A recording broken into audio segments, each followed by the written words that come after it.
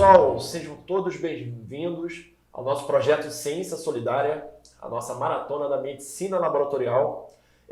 Para quem não conhece o projeto Ciência Solidária, a gente realiza de maneira presencial, tá? Em algumas universidades, onde cada aluno, se possível, leva 2 kg de alimentos não perecíveis, que posteriormente são doados a instituições de caridade, tá? E eu emito uma declaração de participação, isso ele depois coloca no currículo. Já tive alguns alunos que conseguiram um emprego justamente por conta desses cursos gratuitos, né? Alguns mini cursos de 4 horas de duração. E a proposta nossa com a maratona é justamente fazer um projeto de ciência solidária, só que online. Até por conta do distanciamento social, a gente não tem como fazer as doações presenciais. Então, vocês receberão um QR Code, tá? Onde nós faremos a divulgação da doação, tá? E esse valor arrecadado depois será convertido em alimentos que nós montaremos, cestas básicas para doações, instituições carentes aqui no Rio de Janeiro, tá? Na Zona Oeste especificamente. Bem, nosso primeiro episódio, assim intitulado, de uma maneira lúdica, conto aqui com o professor Patrick Menezes, meu grande mestre, professor Ricardo Brito Júnior, e nós falaremos sobre a fase pré-analítica dos exames laboratoriais. Bem, começando com o professor Patrick Menezes. Professor Patrick, primeiramente, muito obrigado pela sua participação. Eu que agradeço. E segundo, qual a importância da fase pré-analítica nesse cenário da medicina laboratorial? Ok, bom dia a todos. Primeiro, uma satisfação estar aqui novamente com 2 colegas bastante empenhados nessa área de medicina laboratorial, o professor Rodolfo, o professor Ricardo. E respondendo aqui essa pergunta, a gente, para entender um pouco do cenário dos erros e das variáveis pré-analíticas, é interessante entender um pouco da dinâmica da medicina laboratorial. Então, a nossa área, que é a área de diagnóstico, ela vem sofrendo bastante modificações, principalmente ao longo das 2 últimas décadas. Isso se dá pela realização de novos marcadores, de novos exames, o aumento de elementos para se fazer diagnóstico e principalmente uma mudança na forma do profissional trabalhar. Eu e o professor Ricardo, a gente trabalha com isso nos cursos de pós-graduação e discute bastante esse tema, principalmente relacionado ao conhecimento daquilo que pode afetar o resultado final de um exame de laboratório. Então, primeiro, a medicina laboratorial é uma área que congrega várias sub-áreas e dentro do laboratório clínico, vários profissionais atuam para se realizar um exame de laboratório. Então, são farmacêuticos, biomédicos, biólogos, técnicos de laboratório e os profissionais de saúde que aqui nos assistem também têm, mesmo que indiretamente, a chance de interpretar algum exame em algum momento das suas vidas, tanto na pessoal ou profissional. Então, o que acontece é que todo exame, para ser realizado, ele precisa de ter uma premissa. Qual é a finalidade de se realizar um exame? O que é um exame laboratorial? Então, professor Ricardo, defina para a gente aqui um exame laboratorial, para que eu continue fazendo aqui a resposta do professor Rodolfo. O que é um exame laboratorial? Quando nós observamos os exames laboratoriais, que são diversos, inúmeros, centenas de exames em todas as áreas do laboratório, nós queremos fazer o quê? Uma análise de uma amostra biológica, que existem diversos tipos de análise. Eu posso fazer uma análise de um tecido, como posso fazer análise específica de uma proteína, análise específica de uma molécula até menor do que uma proteína, posso fazer análise de um ácido nucleico, de um DNA, de um RNA, até mesmo de eletrólitos. Então nós conseguimos fazer uma análise para poder avaliar o bem-estar físico, psíquico e social do indivíduo, que chama-se saúde. Então consigo avaliar a saúde e a doença do indivíduo com exames laboratoriais.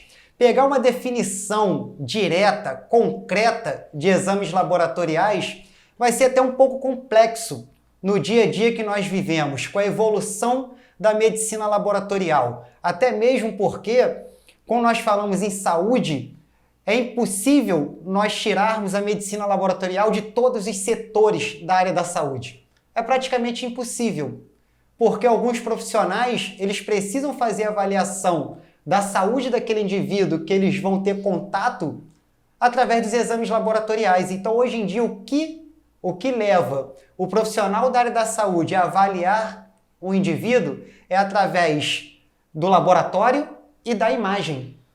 Só acrescentar o que o professor Ricardo está falando, estima-se que mais de 70% das decisões clínicas sejam baseadas em exames laboratoriais. Aí eu ouso dizer que quase 100% das decisões clínicas, seja numa parte preventiva, até porque a medicina hoje é pautada na parte preventiva, muito caro tratar doença renal crônica, muito caro tratar diabetes mellitus, doença renal crônica.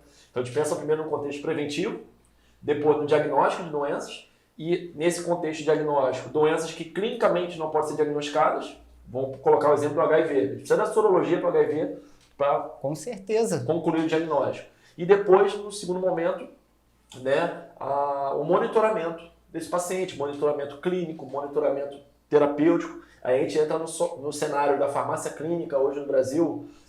Existe a resolução 585 do Conselho Federal de Farmácia, 2013, que diz que farmacêuticos podem solicitar exames, aí eu acrescento que devem solicitar exames para monitoramento farmacoterapêutico e também para avaliar o estado geral de saúde do paciente. Isso também entra no contexto da nutrição clínica. Isso aí, o que você falou é totalmente importante, porque muitos observam a medicina laboratorial somente com o papel diagnóstico. Mas não, nós trabalhamos com prevenção, diagnóstico e acompanhamento das doenças, acompanhamento dos tratamentos.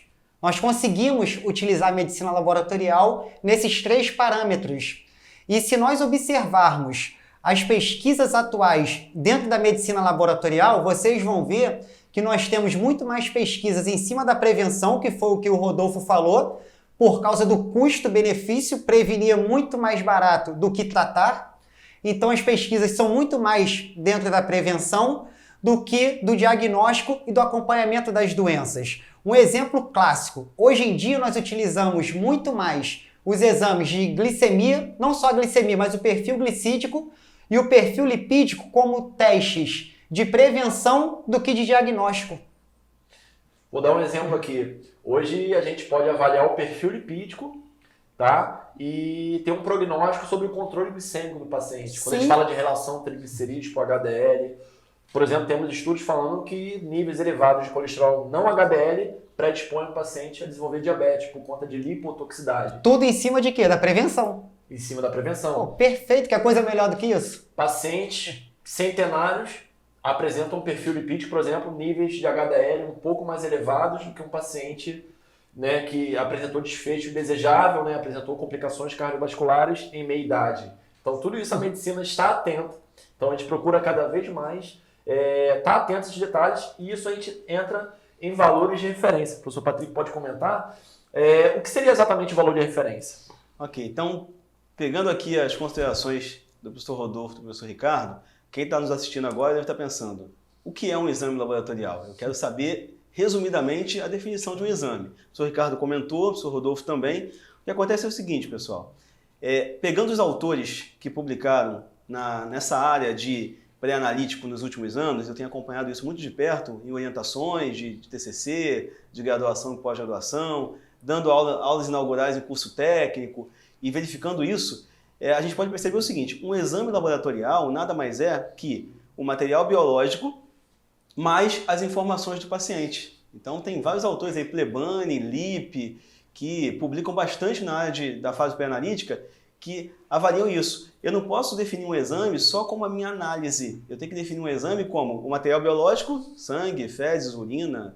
e o que for, mais as informações que esse paciente traz, porque o produto do laboratório clínico é o exame. Então, a gente não conseguiria iniciar essa conversa sem definir o que é um exame laboratorial. Tá? Agora, pegando um gancho do que o professor Rodolfo falou em relação a valor de referência, o que é um valor de referência? A gente costuma entender valor de referência como valor normal. Só que o que é normal para mim não é normal para você. Então, o valor de referência é um estudo que é feito, na verdade, para avaliar o menor valor e o maior valor de um analito na ausência de sinais e sintomas. Então, se faz uma pesquisa muito grande e verifica o menor valor daquele exame e o maior valor sem nenhum sinal e sintoma. Vou dar só o exemplo da glicemia, que até 1997 era de 70 a 110 miligramas por decilitro. E a gente usa, depois desse ano, de 70 a 99. Aí eu pergunto, por que de 110 caiu para 99? Só para a gente conseguir entender um primeiro tópico dessas variáveis pré-analíticas, professor Rodolfo. O primeiro detalhe, antes de responder a pergunta, né, a gente encontra muito na prática, às vezes, pacientes com a glicemia entre 70 e 99 e já com quadro de resistência periférica à insulina, que muitas das vezes a insulina não é dosada. Apesar de algumas interferências, o professor Ricardo vai comentar, mas a insulina é uma avaliação indireta, na verdade a glicemia é uma avaliação indireta da capacidade funcional da insulina. Então, às vezes a gente encontra, às vezes não, né, na grande maioria dos casos, um paciente com a glicemia entre 70 e 99 e uma resistência periférica à insulina bem proeminente, que não foi avaliada porque simplesmente o prescritor não solicitou a dosagem da insulina. Então a gente tem lá HOME-ER, HOMA-Beta, entre outros exames, para avaliar a resistência insulínica. E um detalhe, alguns estudos mostram que a resistência insulínica já está presente cerca de 10 anos antes do paciente apresentar a hiperglicemia, que é o que teoricamente chamaria atenção para um quadro de pré-diabetes ou diabetes médio, segundo algumas recomendações ou classificações. Não, lógico, porque quando a gente fala de valores de referência, tem que saber como que esses valores de referência eles foram elaborados. Nós temos 5 continentes. E se nós pegarmos cada continente, tem uma cultura diferente, a cultura no geral. Se nós pegarmos o Brasil, as culturas entre os estados são diferentes. Hábitos alimentares. Se nós pegarmos aqui, Rio de Janeiro, que é um estado pequeno, a cultura da capital é diferente da cultura do interior do Rio de Janeiro. Então, talvez, aquelas pessoas que vivem no interior do Rio de Janeiro, elas possam ter um valor de referência de um determinado analito por causa das culturas costumeiras dali daquele local, diferente do pessoal da capital. Isso pode ser diferente. Então, por isso que nós não podemos ficar presos, como o Patrick falou, valor de referência ser valor normal. Lógico que nós temos aqueles valores de referência que são universais, que são clássicos, como da glicemia, de uma ureia, de uma creatinina, de sódio, potássio, cloro, cálcio, os marcadores do perfil lipídico, esses são marcadores universais. Porém, nem sempre vou dar um exemplo estão aqui. dentro, né? Gama GT é um marcador bioquímico, classicamente a gente conhece como marcador de alcoolismo, né? Ingestão de bebida alcoólica, Sim. marcador de lesão hepática. O valor de referência, na maioria dos laboratórios, vai até 60 unidades por litro. Alguns estudos já mostram que uma gama GT acima de 30 já está associada a estresse oxidativo, resistência insulínica, maior risco para se desenvolver diabetes tipo 2 e também risco cardiovascular. Eu utilizo lá no laboratório o valor de referência de gama GT até 30. Até 30. Não até 60. E como que o Achei que laboratório até libera? 30. Até 60. Isso aí. Agora, só para retomar aqui a discussão em relação à linha das variáveis pré-analíticas, o professor Ricardo falou, então todo mundo entendeu que valor de referência não é valor normal. E que esse valor de referência vai depender do kit, vai depender da região, vai depender da raça, da etnia, uma série da faixa etária, uma série de variáveis.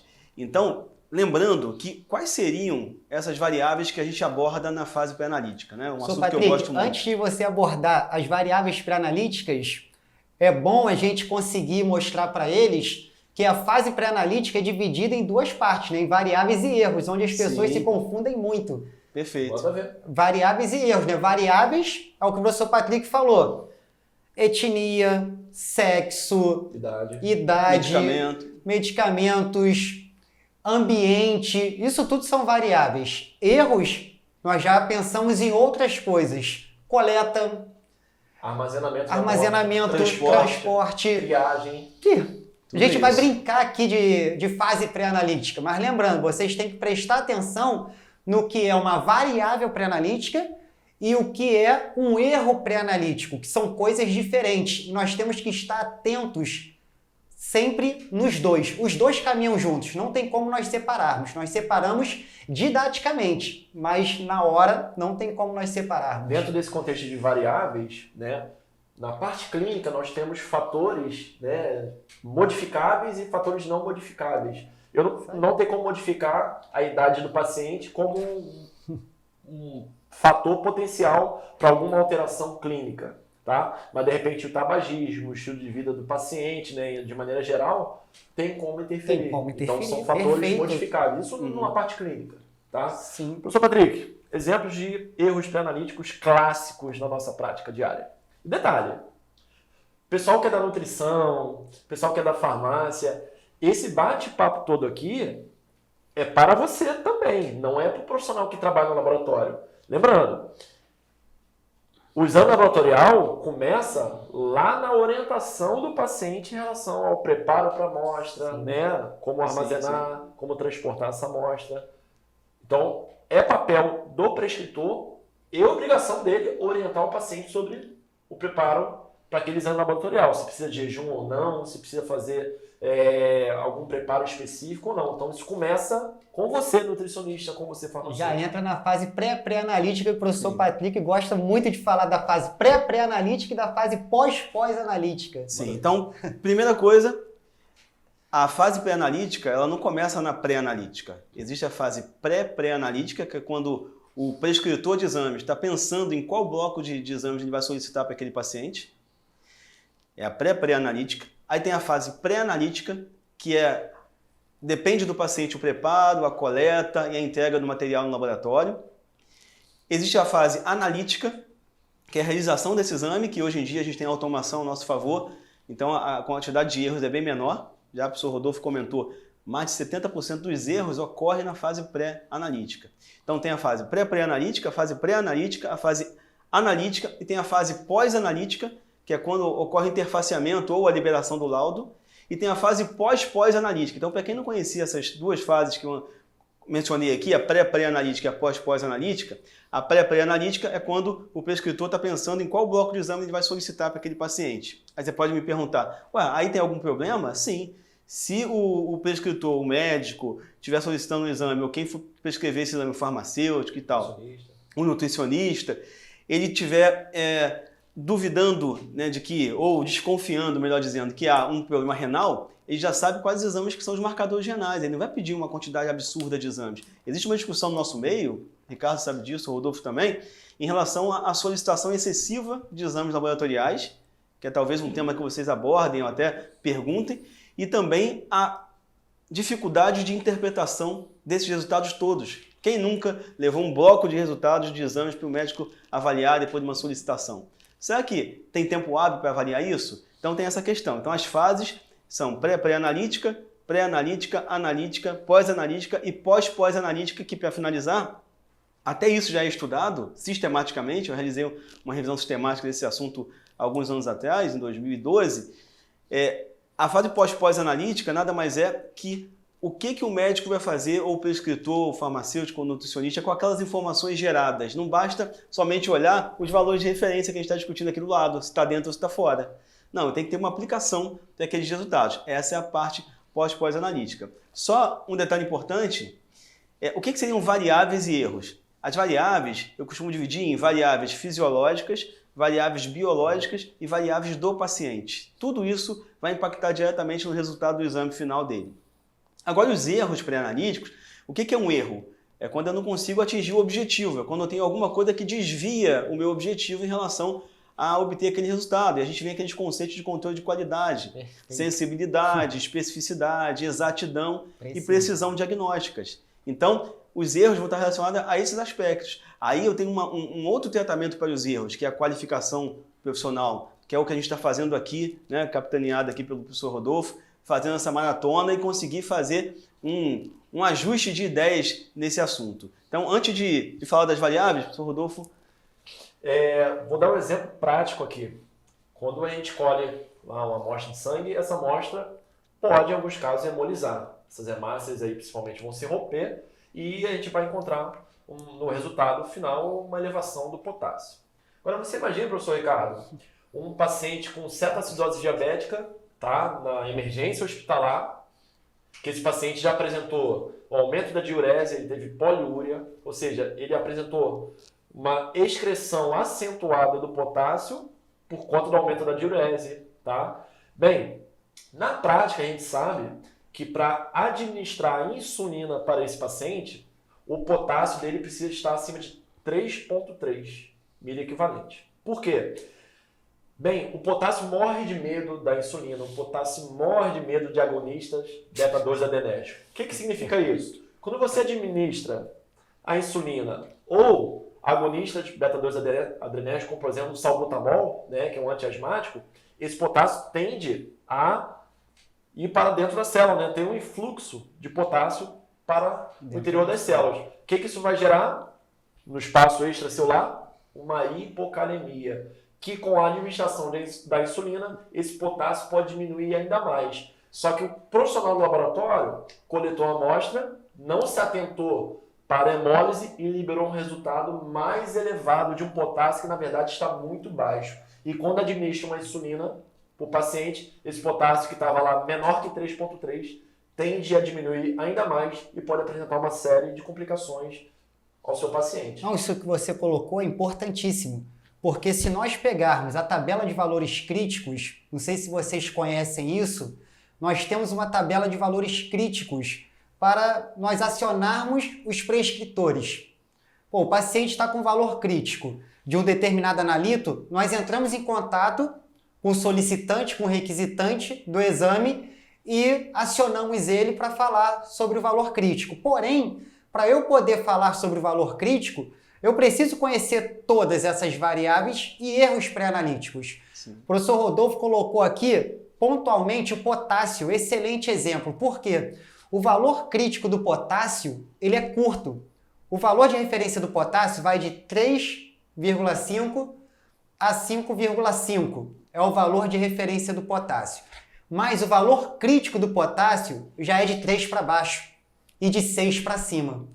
Então os eletrólitos, eles não têm uma variável de valores tão alta. Então nós temos que estar atento a isso. Nós temos que estar atento o tempo todo. Posso dar outro exemplo aqui? Lógico. Existe um medicamento chamado digoxina, que é utilizado para o tratamento da insuficiência cardíaca. E, classicamente, pacientes em terapia intensiva, né? Alguns deles, o professor Ricardo trabalha com terapia intensiva, inúmeros pacientes utilizam a digoxina, tá? Para o tratamento da insuficiência cardíaca. Só que tem um detalhe. Igual água. Digoxina e potássio têm uma relação nada romântica. Nem um pouco romântico. A hipercalemia diminui a atividade da digoxina. O que essa digoxina proporciona ao paciente? Maior atividade cardiovascular, aumento da força inotrópica, aumenta a força de contração cardíaca.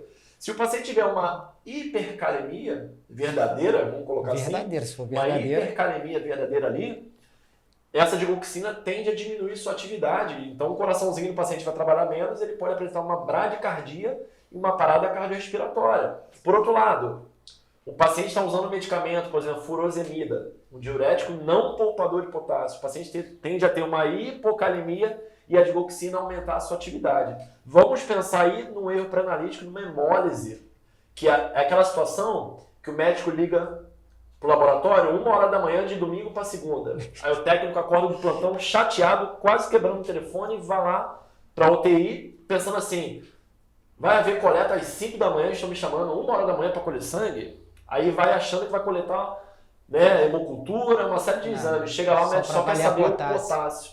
Aí, me chamou aqui só para ver o potássio e tal. E às vezes, dependendo do profissional, pode haver uma certa má vontade para coletar essa amostra. Sim. Bem, aí você obtém uma amostra hemolizada, acesso venoso do paciente de terapia intensiva, super complicado. Sim, paciente de UTI, eles têm muito acesso de PAM. E nós, do laboratório, nós não coletamos a PAM. Os mais indicados a coletar a PAM são os enfermeiros e os médicos, né? Então, o que acontece? O que acontece às vezes se não tiver um profissional do laboratório que está apto a fazer uma coleta e tem o conhecimento do que é uma amostra boa para ser analisada? E o risco potencial. O risco potencial, lógico. O que eu vi muito e eu consegui conversar com o corpo de enfermagem, com o corpo de médicos dos CTIs, que quando eles fazem a coleta da PAM, eles às vezes não têm tanta paciência por diversos motivos. Tá? Aquela correria, sabe como é que é CTI, UTI, isso aí. Eles colocam a seringa na PAM e puxam o êmbolo com a velocidade. Joga o êmbolo lá em cima e o sangue vem como? Batendo em tudo quanto é lugar, causando aquela hemólise. Às vezes o paciente é um paciente diabético que faz o uso de insulina, pegando o teu exemplo, faz o uso de insulina, porém ele já está iniciando uma insuficiência renal. Então, o tempo de meia-vida dessa insulina, que essa insulina ela é toda liberada por via renal, que é a NPH, que vocês conhecem, vocês farmacêuticos conhecem muito mais, né? Então, se o indivíduo ele tem uma diminuição da taxa de filtração glomerular, essa insulina vai ter um tempo de meia-vida no organismo e um tempo de ação maior. Então, será que se essa hemólise ela pode interferir em alguma coisa, já que não foi o profissional de laboratório que fez a coleta? Mas aí o que acontece? Outra coisa que eu me atentei e tive que conversar com os profissionais que faziam a coleta.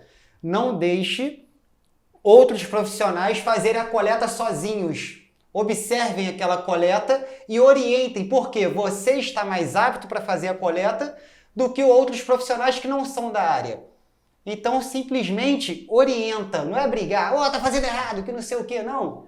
Devagar, tem como puxar o êmbolo um pouco mais devagar para não causar hemólise. O pessoal da enfermagem, né? Isso às vezes aí. não estão tão habituados com a coleta de sangue, eles funcionam para colocar o acesso, mas não para coletar. E eu já vi muito eles puxarem o êmbolo com muita força e deixar achando que aquilo velocidade. vai aumentar o fluxo sanguíneo. Sim, sim. Pelo contrário, você causa uma estase venosa, você aumenta a pressão dentro daquela seringa ali, você pode ter um rompimento das hemácias. Falando de maneira um pouco mais básica, porque temos estudantes de curso técnico, laboratório. Eu ia falar isso agora. Temos todos, né? Temos técnicos, temos graduados, pós-graduados, mestres, doutores. Eu, assim como o professor Patrick, nós começamos como técnico de laboratório. Eu sou técnico de laboratório até hoje, o professor Patrick também. O professor Ricardo, que é outro patamar, biomédico, enfim. Mas nós começamos, o meu primeiro emprego, tá, foi como coletor, né, flebotomista em um laboratório particular. O professor Patrick também.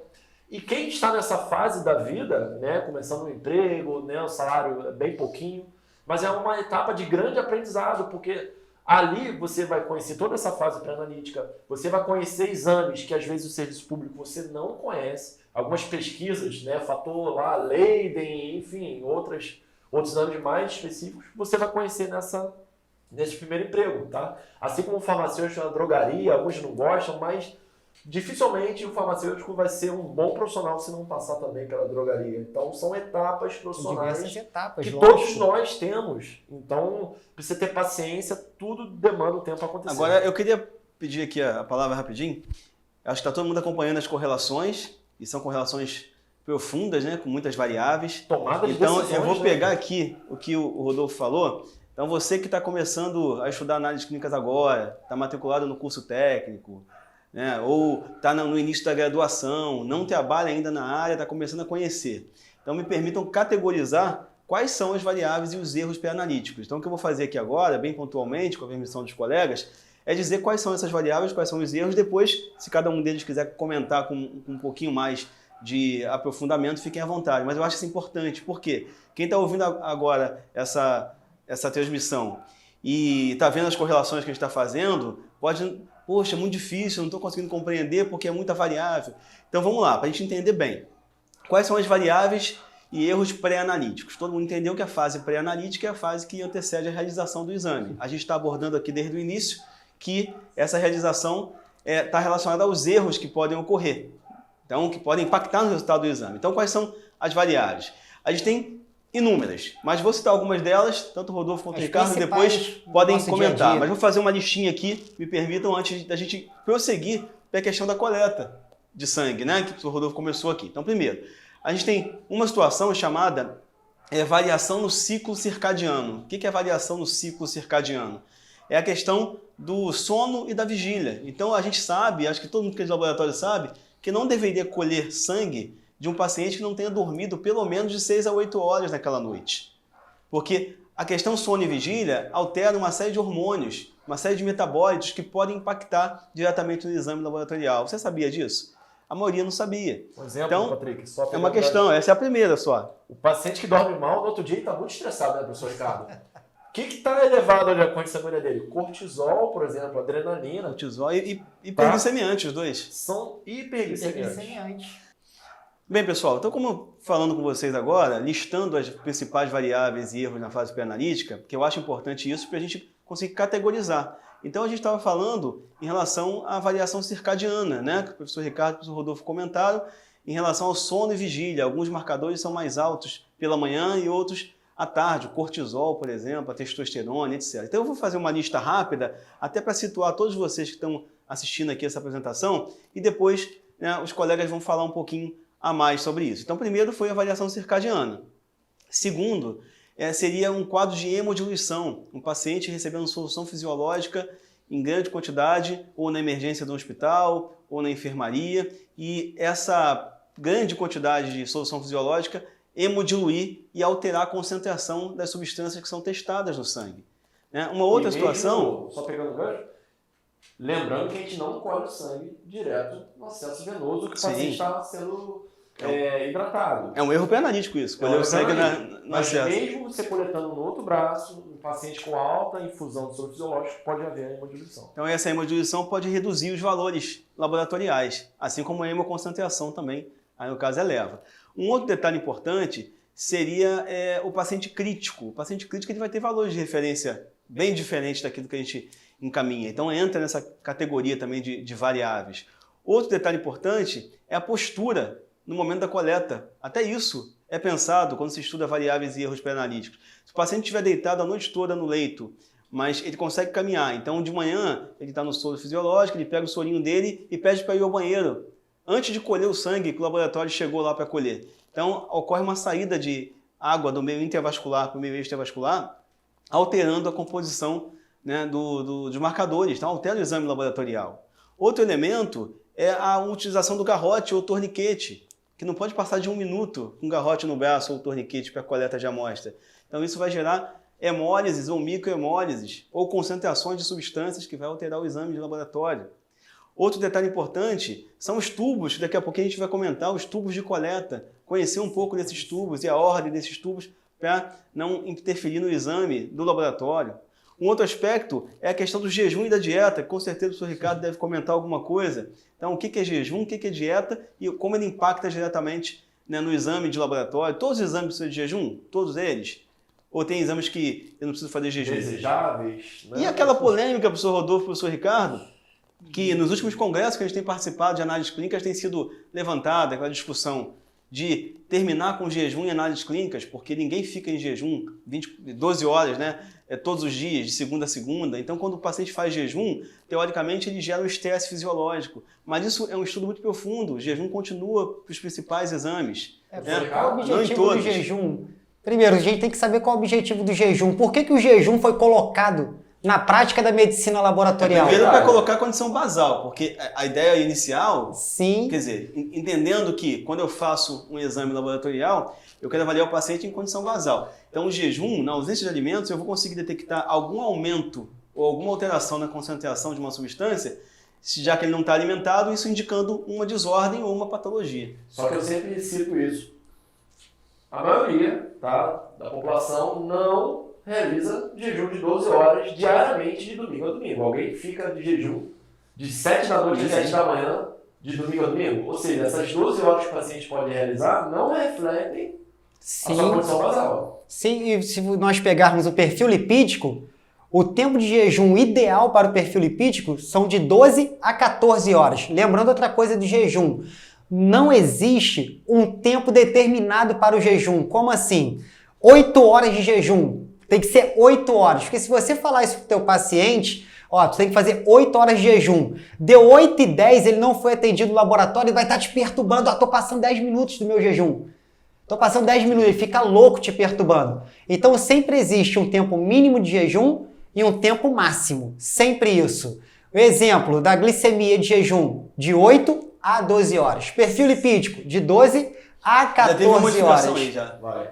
Não. Sim, tem passar 10 minutos dessas 8 horas, o paciente já fica ansioso, já aumenta o cortisol e a glicemia eleva. Já mexeu com pode tudo. Cancelar. Então, causou um estresse e vai mandar o indivíduo para casa. Na verdade, os únicos 2 exames que a gente continua prezando pelo jejum e que não tem como abrir mão, na verdade, são triglicerídeos e a glicemia.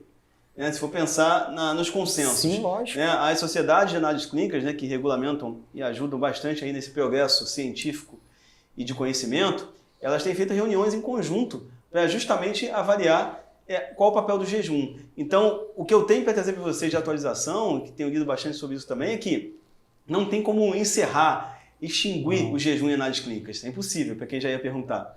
Por quê? É muito difícil você adequar todos os valores de referência. Então a gente não tem ainda como adequar isso. Agora, estudos foram feitos, né, professor Rodolfo, na parte do perfil lipídico. O perfil lipídico, o jejum, ele reduziu, né, em alguns parâmetros, e fizeram outros estudos, até se baseando também no risco cardiovascular, né, no aumento de pacientes com problemas cardíacos e que, porventura, sofram no futuro. Então, os valores de referência foram adequados em relação a isso. É isso que eu iria comentar, Por exemplo, triglicerídeos, que geralmente vai até 150 no valor de referência, eles estenderam até 175. Não, reduziram para 135. O triglicerídeo reduziu. O colesterol, que era menor que 135. 200. Sem o jejum. Isso aí, não. Com jejum. Sim. Isso, porque tem os valores de referência. Sem o jejum até 175. Isso aí. 175. O resumo é esse. Tem o valor com o jejum Isso e sem o jejum. Tá? Existe sim. Né? Só que detalhe, se meu paciente, vamos pensar no paciente diabético, ele já foi diagnosticado. Essas 8 horas de jejum, teoricamente, de repente para ele ser submetido a uma curva glicêmica, né? Ou de repente fazer a própria glicemia, isso já passou.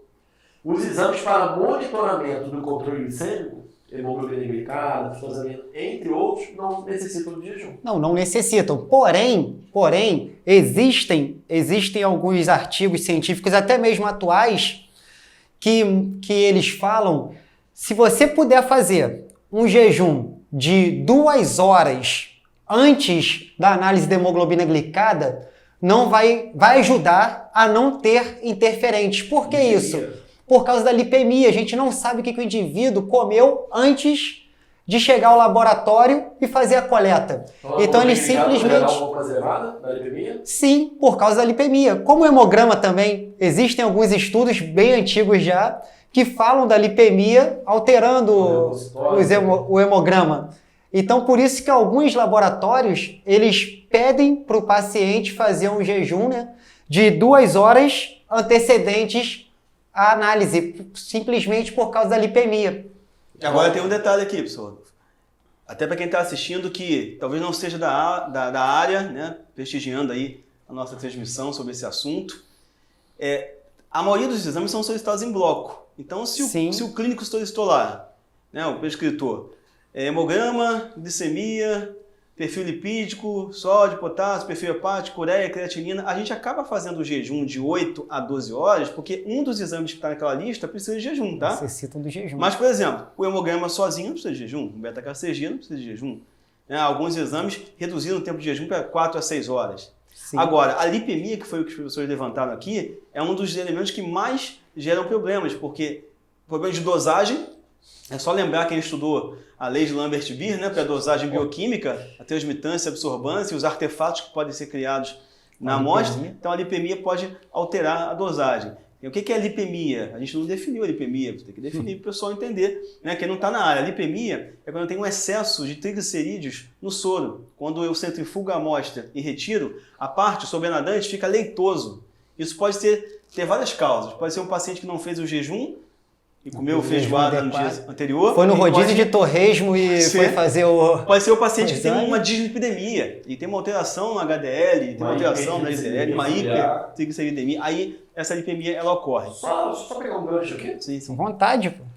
Um paciente às vezes chega numa emergência hospitalar 2 da tarde de domingo. Aí o médico pede dosagem de triglicerídeos. Eu já disse isso e provavelmente os colegas já falaram isso em algum momento da nossa formação profissional. Para que o médico pedir triglicerídeos domingo na emergência hospitalar? Bem, quer complementar? Não, porque nós sabemos que existe um painel de exames feitos em urgência e emergência. E o perfil lipídico ele não faz parte. O colesterol ele pode até fazer parte, mas triacilglicerol, LDL e colesterol tem uma correlação. Porém, faz parte do painel? Não é rotina. Não é rotina. A gente tem que entender como profissional, e antes de tacar pedra no médico que pediu, a gente tem que entender o porquê que ele pediu aquele triglicerídeo. Tem uma condição importante que o professor Rodolfo vai falar. Lógico. Principalmente quando esses triglicerídeos estiverem acima de 1000 mg por decilitro, claro que isso pode variar. Bom, o professor Patrick falou, a lipemia, o sangue fica com aspecto de leite condensado, um aspecto mais gorduroso. Aspecto leitoso. Esse sangue do paciente, por estar com aspecto mais gorduroso, mais lipêmico, pode ser muito tóxico ao pâncreas, causando pancreatite. Uma das causas mais importantes de pancreatite aguda é a elevação de triglicerídeos. Acima de 1000. Então, acima de 1000 provavelmente. Então, o que o médico pensa? Olha, eu vou pedir a dosagem de triglicerídeos para saber se essa pancreatite foi causada pela elevação de triglicerídeos. Essa pancreatite pode ter sido causada por cálculos biliares, pelo etilismo, né, alcoolismo. Que é muito então, para realizar o diagnóstico diferencial, pede triglicerídeos em plena emergência, sem o paciente ter realizado o jejum. Então, antes de tacar pedra, antes de criticar, eu sugiro sempre analisar a situação no geral. Isso. E quando não souber, de repente pergunte ao médico: doutor, por que o senhor pediu triglicerídeos na rotina? Eu fiquei curioso, eu desconheço. O senhor poderia me explicar? Eu lembro, por exemplo, na faculdade, que o professor Francisco Alves falou, que o médico prescreveu um antibacteriano para um tratamento anti-inflamatório. E antes dele lá dizer que estava errado, ele perguntou. O médico explicou que o metabólito do antibacteriano tinha ação anti-inflamatória. Então, antes de criticar, procure saber. Isso é a coisa mais importante que tem. Justamente eu faço isso por trabalhar com exames de emergência e urgência, e às vezes vem algumas solicitações que não fazem parte do painel. E uma das coisas que eu faço logo de cara é perguntar qual o objetivo dessa solicitação, até mesmo para a gente captar mais informações. Nós não somos dominantes de tudo. Nós sempre estamos dispostos a aprender. E quando você está assim, tudo entra mais fácil na tua cabeça. Uma coisa que eu vi, que eu até mesmo eu não entendi, perguntei ao endocrinologista porque é um conhecido meu. Ele, em determinados pacientes, como nós estamos falando de jejum, ele solicita perfil lipídico com jejum e sem jejum. Glicemia com jejum e sem jejum, simplesmente porque ele quer ver como que o organismo do indivíduo está respondendo em jejum, como o organismo do indivíduo está respondendo as nutris aí no estado alimentado. Não, perfeito para nutricionista, porque nutricionista e endocrinologista, eles caminham ali ombro a ombro. Agora um detalhe aqui importante para cortar aqui rapidamente a nossa discussão. Sim. E complementar. Alguém deve estar perguntando aqui, tá bom, entendi tudo, tá excelente a discussão, mas qual é o tempo de jejum ideal? É o mesmo tempo para todos? Então, o que se faz? A gente falou aqui que de 8 a 12 horas é uma faixa de jejum recomendada, principalmente para alguns exames como glicemia. Porém, o perfil lipídico, principalmente os triglicerídeos, a gente que dá aula preparatória para concurso público, né, sabe o seguinte, que o valor, o tempo de jejum para fazer um triglicerídeo deveria ser de 12 a 14 horas. Não são de 8 a 12 horas. Eu até falo com os alunos que se marcar 12 horas, de 8 a 12 horas no concurso, errou a questão. Tá. E não adianta entrar com o recurso que está em todos os livros. Está no Henry, professor Patrick, já tá no Mota. Tu levantou essa questão aí. Sim. Então vou deixar mais uma questão para eles. Vou deixar uma questão para eles. Paciente chegou agora no hospital. O médico solicitou uma glicemia. Você do laboratório vai fazer o quê? Vai chegar lá no paciente, aguarda aí cerca de 8 horas em jejum, que daqui a pouco eu volto. Daqui a 8 horas eu volto para fazer a coleta? É isso ou não?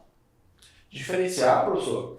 Existe a glicemia em jejum. Perfeito. E a glicemia casual. Diga isso para aí. quais são os valores. Então, muitas coisas que a gente observa no nosso dia a dia, e eu falo a importância da integração multiprofissional dentro de um hospital, dentro de uma clínica, qualquer centro de saúde, é importante para crescer o nosso conhecimento. Eu já fui indagado algumas vezes sobre o valor da glicemia no setor de emergência.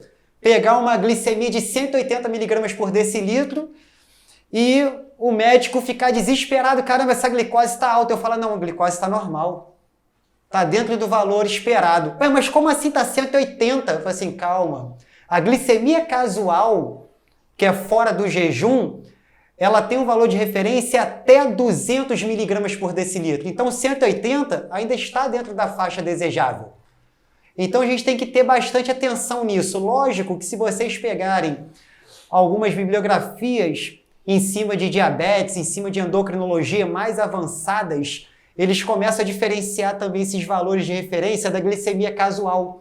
Que eles começam a colocar, não, poxa, a glicemia casual, se ela tiver até 140, está ideal. De 140 a 200, a gente já tem que ter um pouco mais de atenção. Acima de 200, a situação já está um pouco crítica. Rodolfo, Só acrescentar o seguinte, por exemplo, um paciente de terapia intensiva, tá? Em relação à glicemia desse paciente.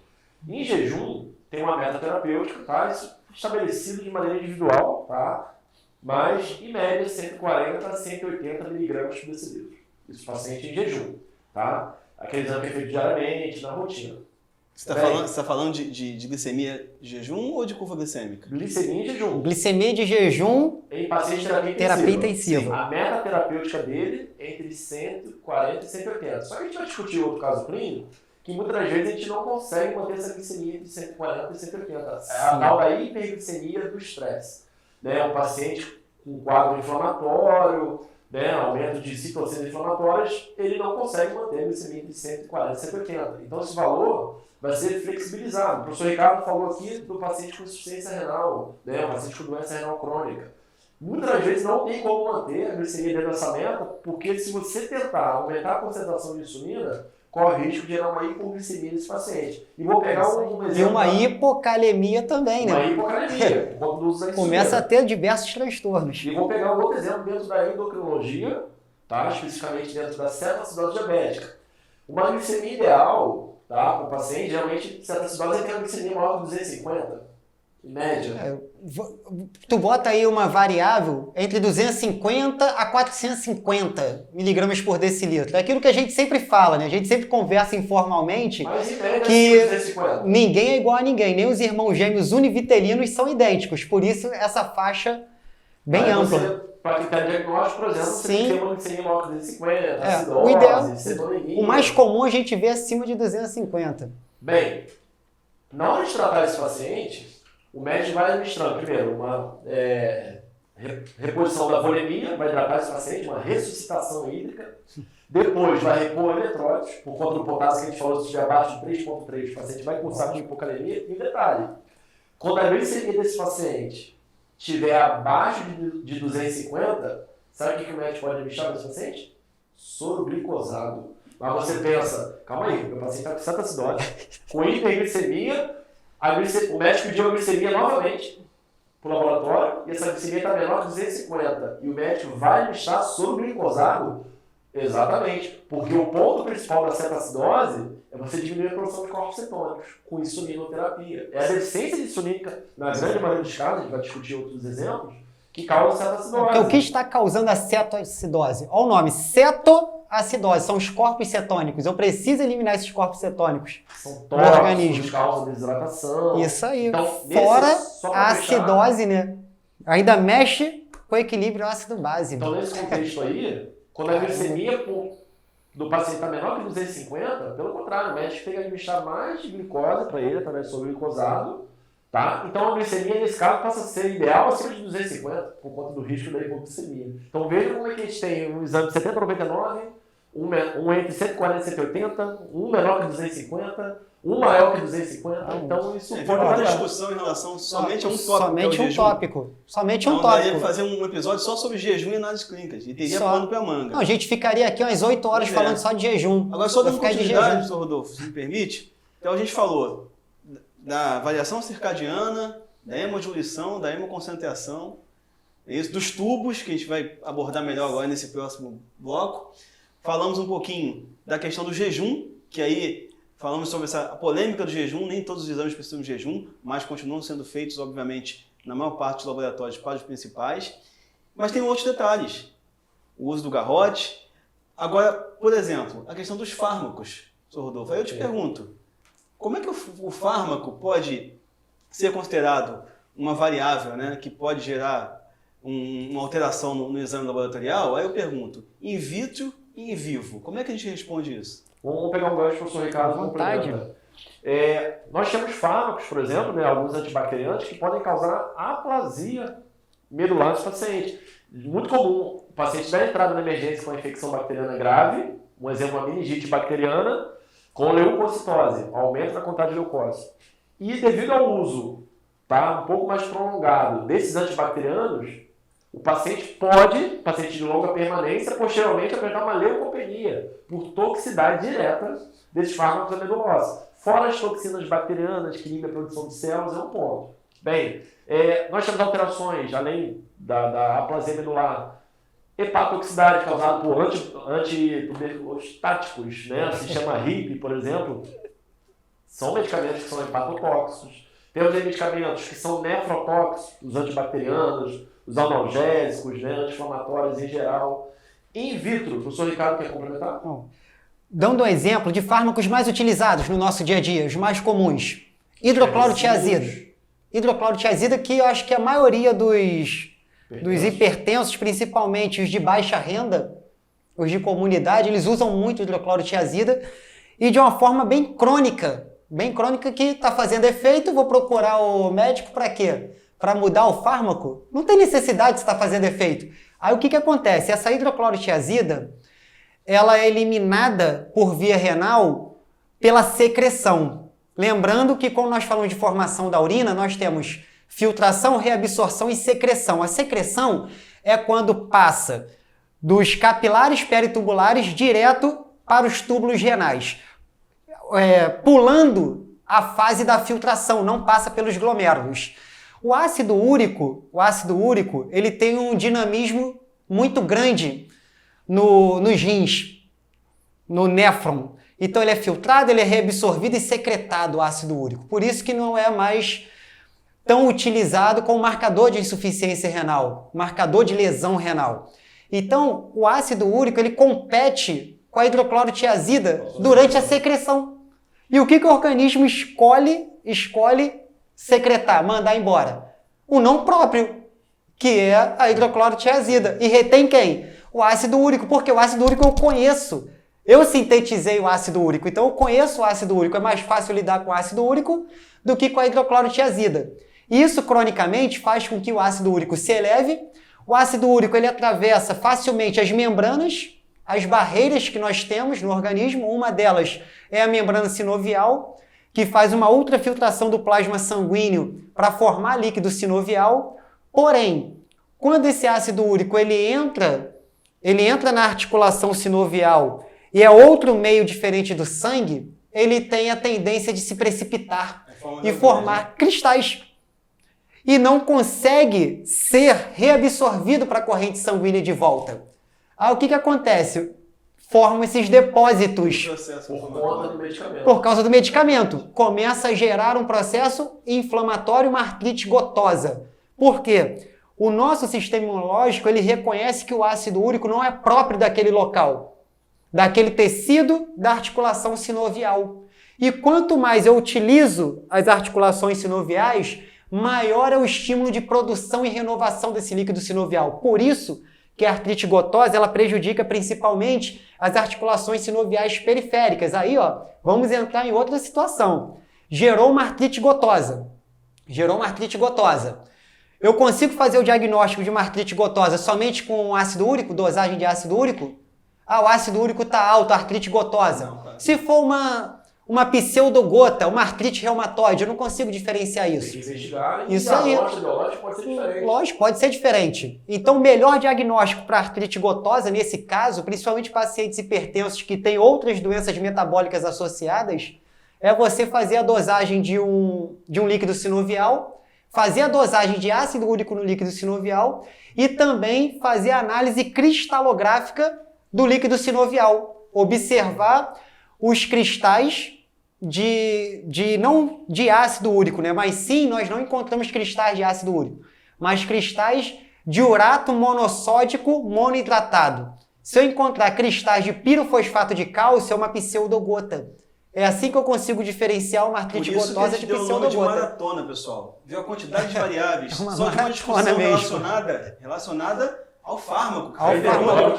Que é comum o farmacêutico estar aqui para dizer que... A biotina também interfere em algumas dosagens hormonais. A gente vai lembrar o seguinte, que os fármacos que alteram em vivo ou in vitro vai acabar afetando as dosagens dos marcadores laboratoriais. Isso é importante. Quem aqui já foi estagiário de biotécnico que quando viu a primeira vez uma urina verde, uma urina azul, ficou sabendo de onde veio isso? Alaranjada. Então existe uma questão, uma interferência em relação a isso. Sempre que o profissional prescritor, para fechar esse tópico, que o profissional prescritor sempre informe ao laboratório quais são os medicamentos que o paciente está utilizando, justamente para o profissional responsável lá pela liberação do laudo poder correlacionar esses resultados. Vou te dar um exemplo aqui. Uma aluna perguntou por que a hemoglobina glicada do paciente dela com doença renal crônica, né, a maioria da hemoglobina glicada dos pacientes com doença renal crônica, o resultado dava mais baixo. Ela desconhecia que a hemoglobina glicada, né, por ser uma hemoglobina, não pode ser dosada em paciente com anemia. Na doença renal crônica, que faz hemodialite, os pacientes apresentam a doença renal crônica, deficiência de eritropoetina.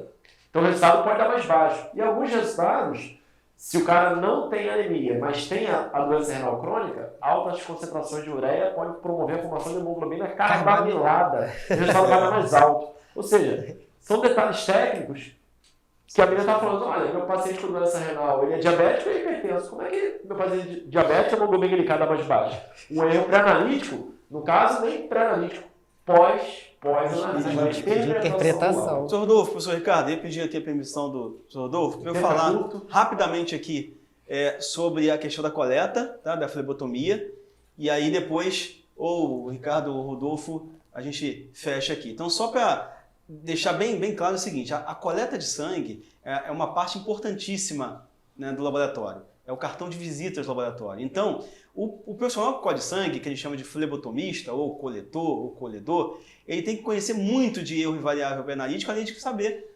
fazer as funções corretamente. Então, a escolha do material, a escolha do vaso, a forma que se homogeniza, o conhecimento sobre os anticoagulantes, tudo isso vai permear nas variáveis e erros pré-analíticos. Interromper.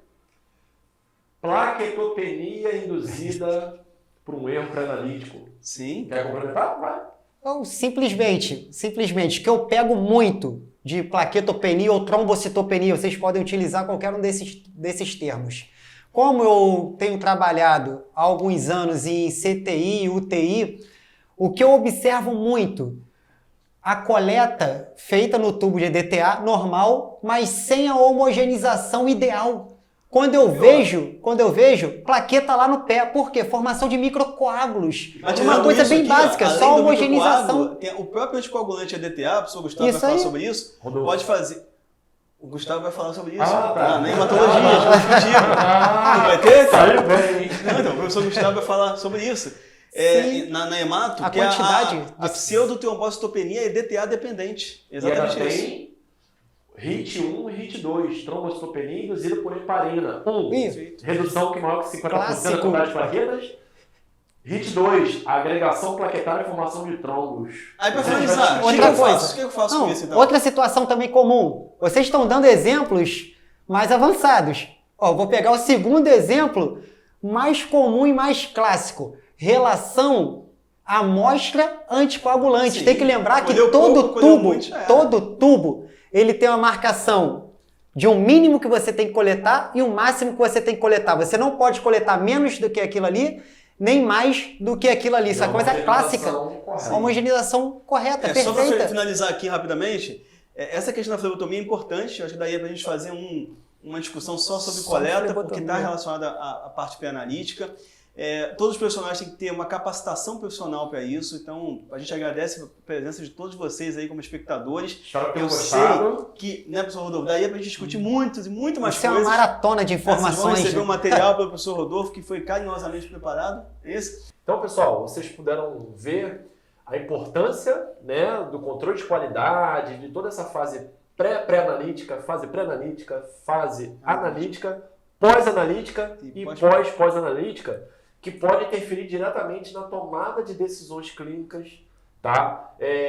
Para os nossos pacientes, tá bem? Então, espero que vocês tenham gostado, espero que vocês tenham se conscientizado sobre a importância, tá? Principalmente profissionais que não atuam diretamente no laboratório, nutricionistas, farmacêuticos, enfermeiros, fisioterapeutas e médicos, porque isso vai impactar no resultado final, bem como na conduta e no manejo desse paciente. Professor Patrick, muito obrigado. Professor Ricardo, eu agradeço. Muito obrigado. Agradeço pela oportunidade, pelo convite, estar aqui com amigos e lembrando, olha só, esse bate-papo aqui foi feito através de 3 profissionais com formações diferentes que muitos brigam aí fora querendo saber quem é a profissão melhor.